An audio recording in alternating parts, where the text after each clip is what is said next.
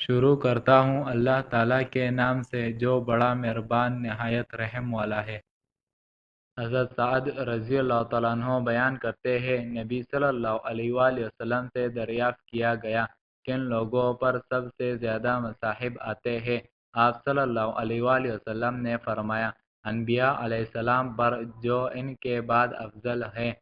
پھر جو ان کے بعد افضل ہے۔ آدمی کو اس کے دین کے حساب ہی سے آزمایا جاتا ہے، اگر تو وہ اپنے دین میں پختہ ہو تو اس کی آزمائش بھی سخت ہوتی ہے، اور اگر وہ دین میں نرم ہو اور کمزور ہو تو اس کی آزمائشیں بھی سہل ہوتی ہے۔ یہ معاملہ اس طرح چلتا رہتا ہے حتیٰ کہ وہ سطح زمین پر اس طرح چلتا ہے کہ اس کے ذمے کوئی گناہ نہیں ہوتا۔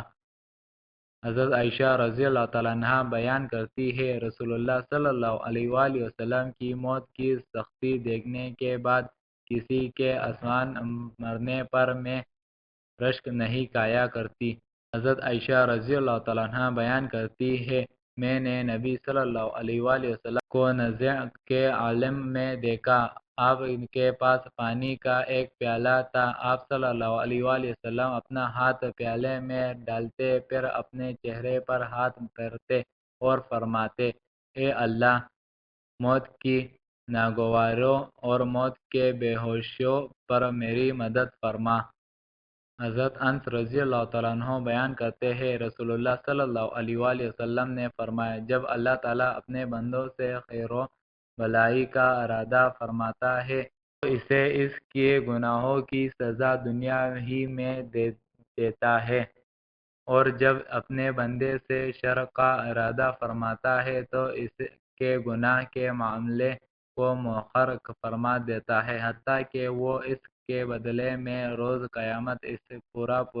بدلہ دے گا۔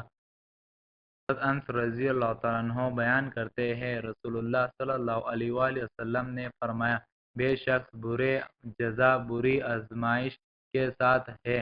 کیونکہ اللہ عز و جل جب کسی قوم سے محبت کرتا ہے تو وہ انہیں آزماتا ہے، جو شخص اس پر راضی ہو تو اسے رضا میں دل ہوتی ہے، اور جو شخص ناراضی کا اظہار کرے تو وہ اس